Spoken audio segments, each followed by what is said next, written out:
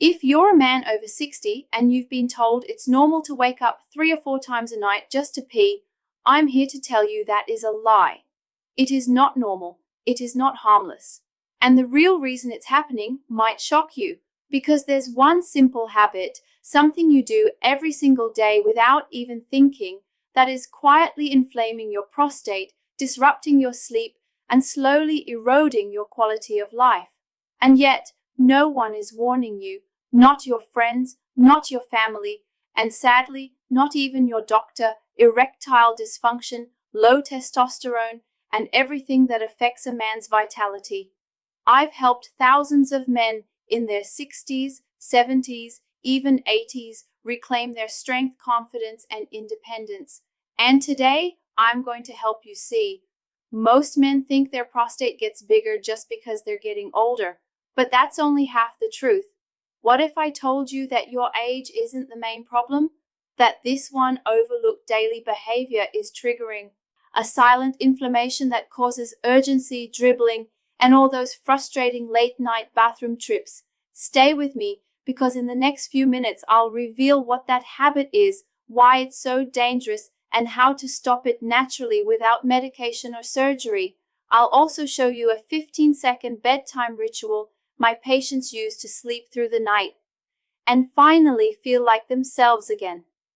Before we begin, if you haven't subscribed yet, I encourage you to hit that button and turn on the bell so you never miss another prostate health tip made specifically for men over 60.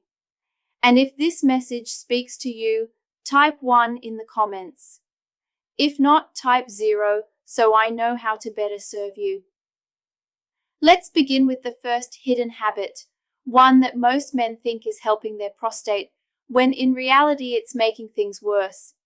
If you've ever cut back on drinking water at night to avoid waking up, you need to hear the truth behind this dangerous misunderstanding. Habit number 10, cutting back on water. Habit number 10, cutting back on water to avoid nighttime urination. I can't tell you how many times I've had men in their 60s, 70s, even early 80s sit in my office and proudly tell me they've started drinking less water in the evening so they won't have to get up and use the bathroom at night. And every time I gently shake my head and say, I know you mean well, but that habit may actually be making your symptoms worse. It sounds logical, right? Less water means less urine, fewer trips to the bathroom. But here's the part no one tells you. When you cut back on water too much, especially later in the day, your urine becomes more concentrated. It turns darker, more acidic, and more irritating to your bladder. That irritation creates pressure.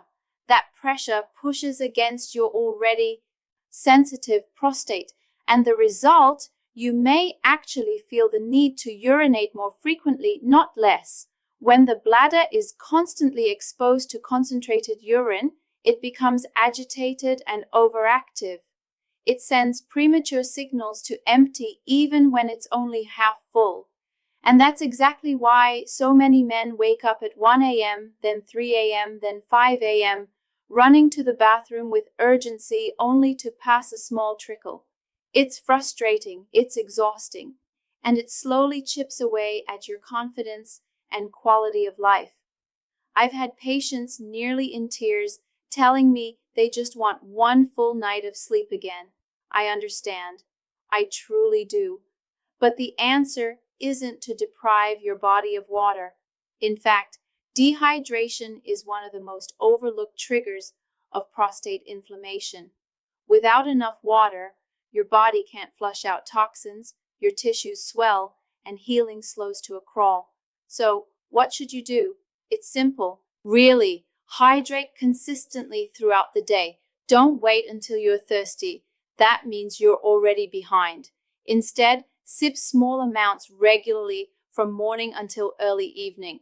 Aim for light, clear urine. That's your body's way of saying we're in balance. And if you're worried about drinking too close to bedtime, just taper off water about 90 minutes before sleep. But don't stop altogether. Water isn't the enemy. It's your ally. It's the most natural, accessible tool you have to calm the bladder, reduce prostate pressure, and sleep through the night peacefully. Now, you might be wondering if cutting back on water makes things worse. What about sitting for long periods of time? Could that quiet afternoon on the recliner actually be fueling your prostate problems too? Let's take a closer look. Habit number 9, sitting for long periods without movement. Habit number 9, sitting for long periods without movement. I remember one of my patients, a retired school principal named Frank. He told me he spent most of his day sitting, watching TV, reading the newspaper, or working on puzzles at the kitchen table. "Doc," he said with a chuckle, "I earned this rest." And he had. But what Frank didn't realize, what most men don't realize, is that too much sitting, especially as we age, quietly works against our prostate health. Here's what happens. When you sit for long periods, especially without standing or stretching, you place constant low-level pressure on your pelvic region. That pressure reduces blood flow to the prostate. And when blood flow slows, inflammation builds. The body can't deliver nutrients as efficiently. It can't carry waste away. The tissues around your prostate start to swell, and you may begin to notice more urgency, a weaker stream, or even discomfort when you sit. It doesn't happen overnight, and that's what makes it so dangerous. It creeps in slowly, a few bathroom trips here, a restless night there, a growing feeling that something just isn't right. I've seen it so many times. Men who feel trapped in their chairs and then become trapped in a cycle of worsening symptoms. The truth is, our bodies were designed to move. Movement isn't just about fitness or losing weight. It's about circulation. It's about energy. And for men over 60, it's one of the most powerful ways to protect the prostate. The good news is, you don't need a gym membership or fancy routine. One simple rule can make all the difference. Every 30 minutes, stand up. That's it. Just stand, stretch your arms, take a few steps, look out the window, set a gentle reminder if you need to. These micro movements release pressure, restore blood flow, and signal to your body that it's still active, still vital, still alive. Frank took that advice to heart. He set a timer and started moving every half hour. Within 2 weeks, he was sleeping better. Within a month, he said he felt lighter, more energized, and more in control. So if you're spending long hours sitting, whether it's watching sports, reading, or even just relaxing, remember, a still body invites silent problems. A moving body invites healing. And speaking of hidden troublemakers, there's another one that often sneaks into your routine, your morning coffee. Could that innocent cup be irritating your prostate more than you think? Let's dive in. Habit number 8. Habit number 8. Overconsumption of caffeine. Overconsumption of caffeine. I'll be honest with you, this one hits close to home. I love the smell of fresh coffee in the morning. That first warm sip can feel like a small gift.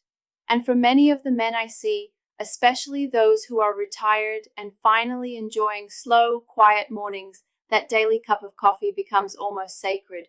But here's what I've learned. After decades of treating prostate issues, too much caffeine, even from something as familiar and comforting as coffee or tea, can quietly wreak havoc on your bladder and your prostate. Caffeine is a stimulant. It doesn't just wake up your brain, it wakes up your entire urinary system. It increases urine production and stimulates the bladder muscles, often leading to more frequent urges to go. For a healthy young man, this might be a minor inconvenience. But for someone over 60 whose prostate may already be slightly enlarged, that extra stimulation can push things over the edge. You may find yourself rushing to the bathroom more often, especially in the late morning or afternoon, or maybe you feel like you're never quite emptying fully. That lingering pressure, the urgency, the occasional dribble, it may all be tied to how much caffeine you're consuming. One of my patients, Gary, had been drinking coffee in the morning, iced tea in the afternoon, and sometimes a cola in the evening. He never thought twice about it. When I asked him to cut back and switch to herbal or decaf alternatives after his morning coffee, he hesitated. "Doc, I've been drinking this stuff for years." I nodded and said, "That may be exactly why it's time to change." Within 10 days, he noticed he wasn't waking up as much at night. His stream felt stronger, his confidence returned, and to his surprise, he didn't miss the caffeine as much as he thought he would. Now, I'm not saying you have to give it up entirely. I wouldn't ask you to, but moderation matters. That single cup in the morning, enjoy it, but consider stopping there. Your prostate and your sleep might thank you. And while we're on the topic of what we put in our bodies, there's another category of food that's even more disruptive to your hormones and prostate than caffeine. And chances are it's on your plate more often than you realize. Let's talk about that next. Habit number 7, eating processed and spicy foods. Habit number 7, eating processed and spicy foods regularly. I had a patient named Bill, 68 years old, who came to me frustrated. He said, "Doc, I've cut back on soda. I'm trying to walk more, but I'm still waking up at night to pee and it's driving me crazy." I asked him to walk me through his daily diet. He paused, then laughed. "Well, breakfast is usually bacon and eggs. Lunch might be a sandwich with deli meat, and I can't give up my spicy chili at dinner." That's when the real conversation began. You see, what many men don't realize is that food isn't just fuel. It's also information. Everything you eat sends a message to your body, and highly processed foods like bacon, sausages, frozen meals, and even packaged snacks are sending the wrong message to your prostate. These foods are loaded with chemicals, unhealthy fats, and artificial preservatives that increase inflammation throughout the body. When your prostate is already sensitive, these inflammatory signals make things worse.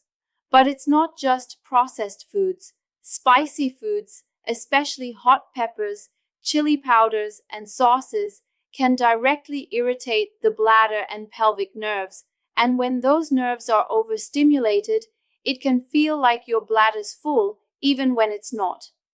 You may find yourself going more often with less control and more discomfort. The real issue, though, is what these foods do to your hormones. Many processed meals contain trans fats and added sugars that raise estrogen and lower testosterone levels. That hormonal imbalance is a proven driver of prostate growth.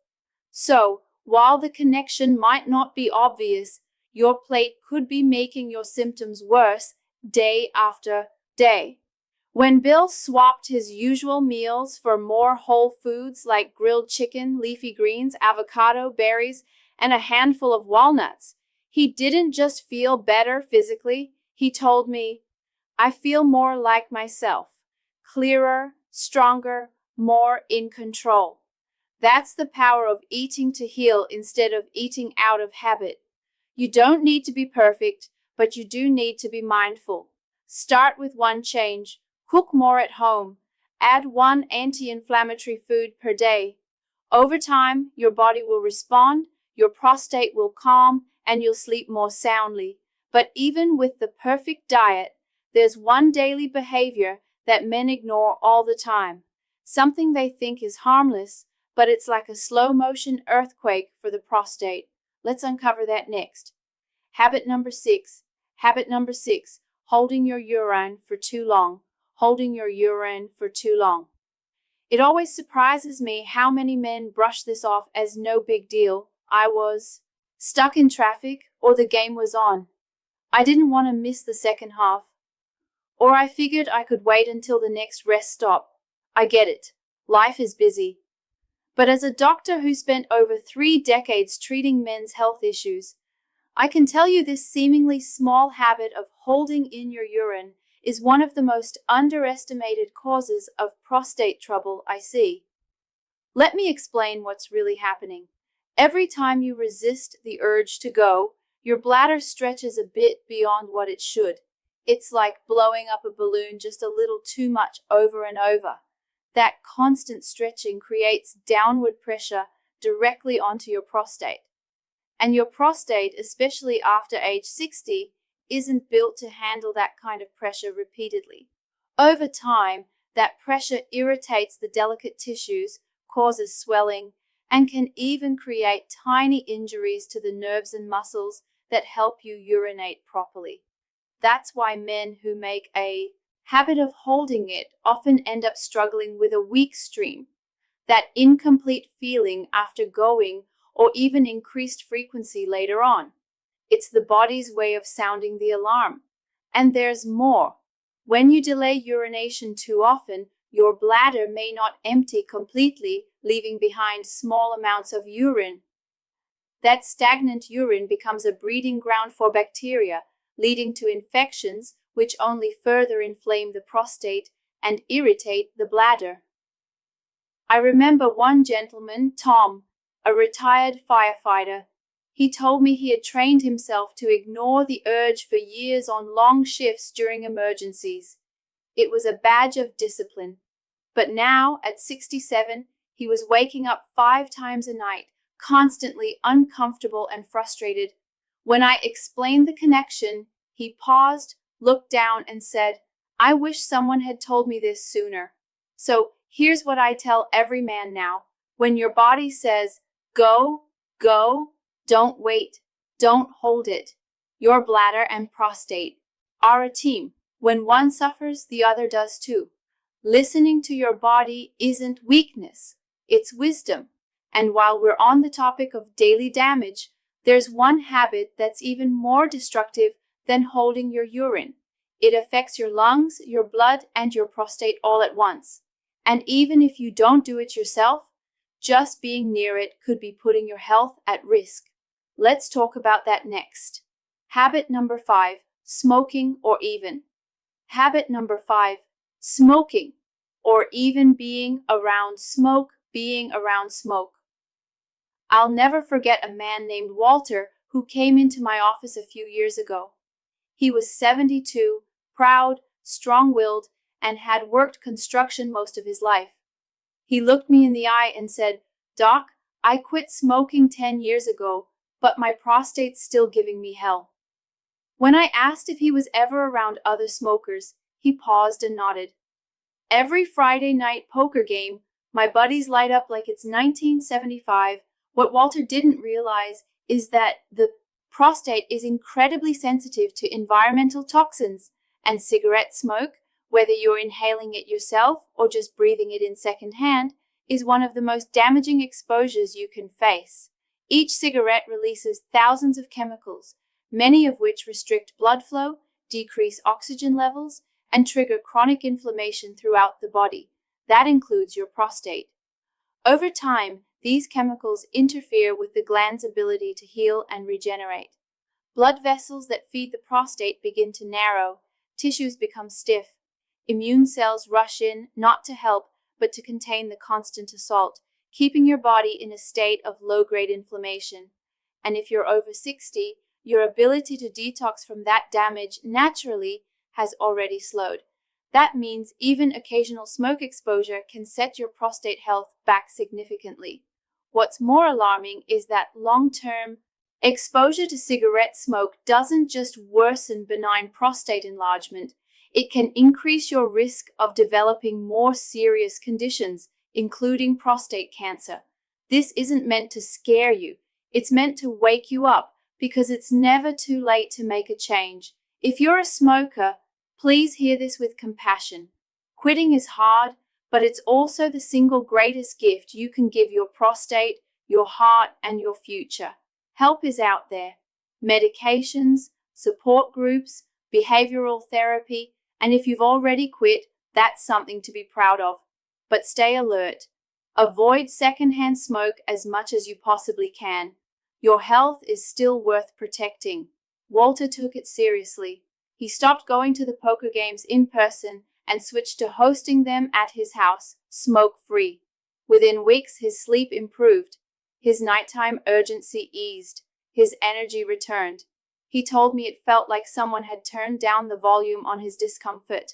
But you might be surprised to know that one of the most dangerous habits of all isn't about what you breathe in. It's about what you ignore. Because too many men treat their bodies worse than their cars. And that's where we're headed next.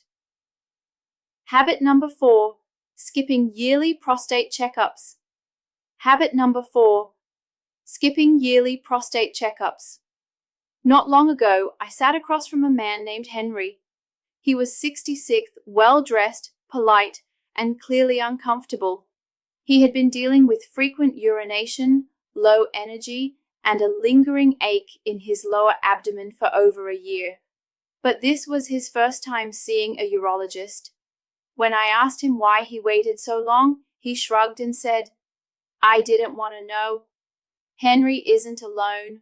A lot of men, strong, intelligent, hardworking men, avoid doctor visits until they can't ignore the symptoms anymore. And I get it. There's fear, there's pride, sometimes there's embarrassment. But here's what I always say. You take your car in for an oil change every few months, not because it's broken, but to keep it from breaking. Why should your body deserve any less care?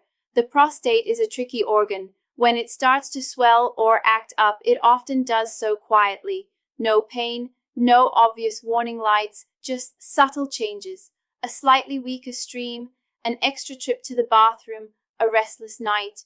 By the time it becomes obvious, the problem may already be advanced, but when caught early, many prostate issues, whether it's benign enlargement or even early cancer, can be managed with simple lifestyle changes and non-invasive treatments. That's why annual checkups are so important. A basic physical exam, a PSA blood test, and yes, sometimes a digital rectal exam can provide life-saving information. These tools aren't about diagnosing disease. They're about preserving health, giving you the chance to stay ahead of problems, not chase them down later when they've grown too big to ignore. I told Henry exactly that. We ran a few simple tests, and fortunately, we caught his issue early.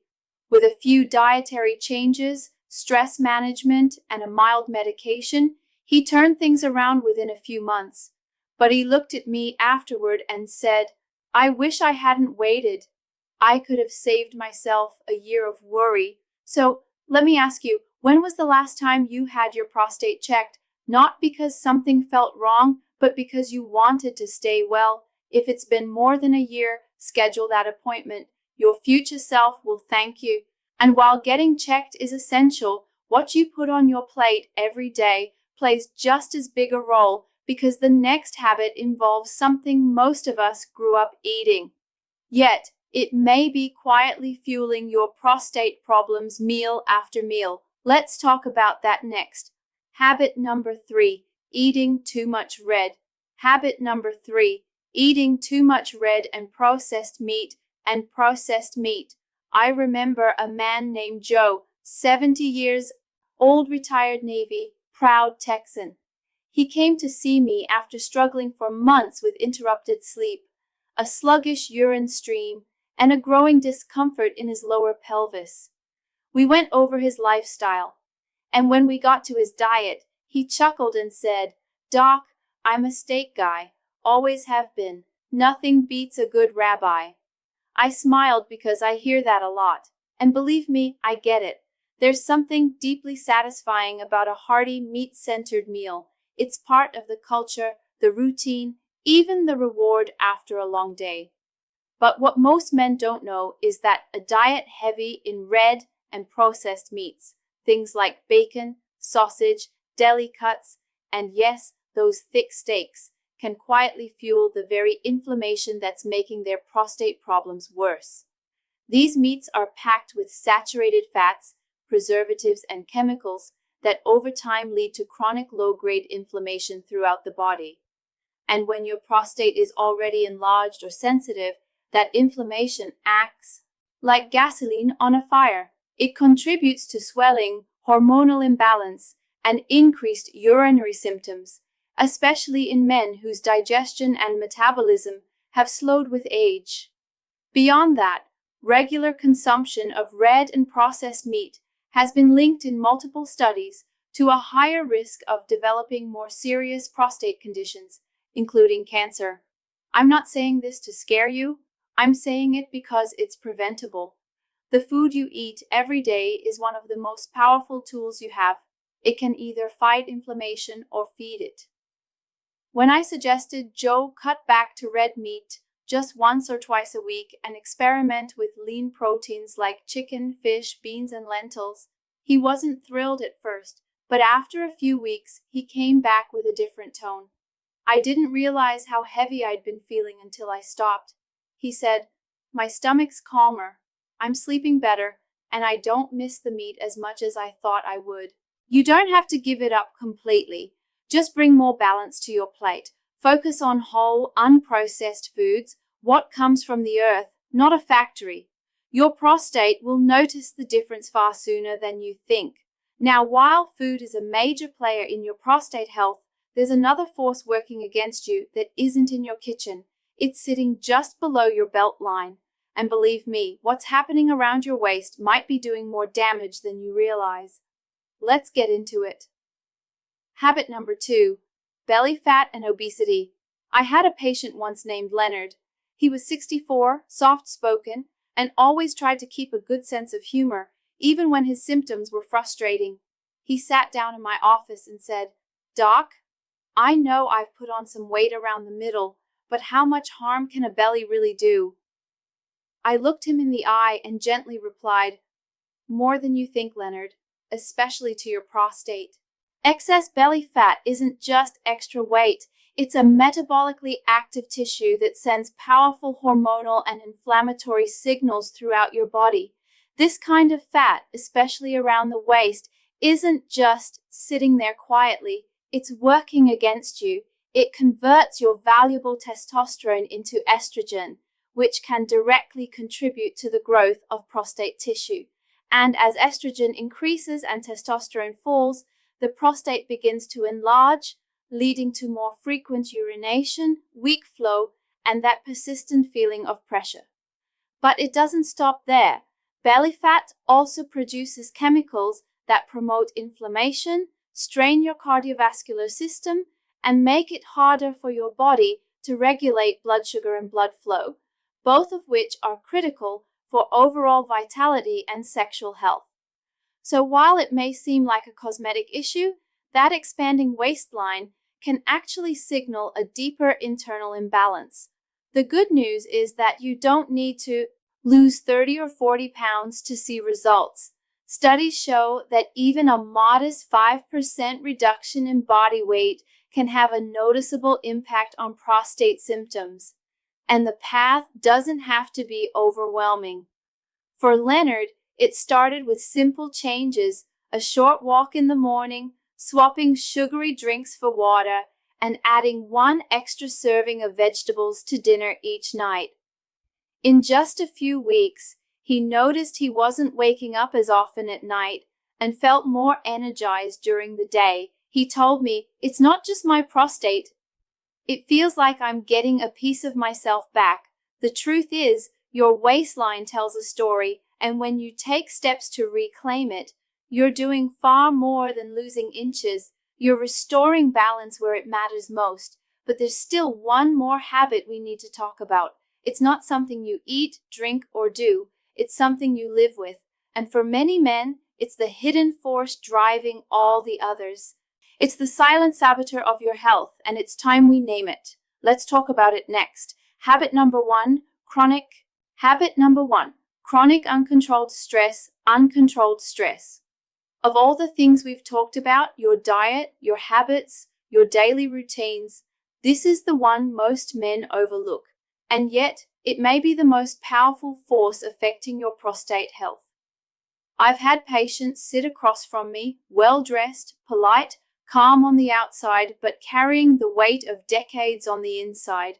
One man in particular, Richard, told me, "Doc, I'm not the kind of guy who talks about stress. I just keep moving."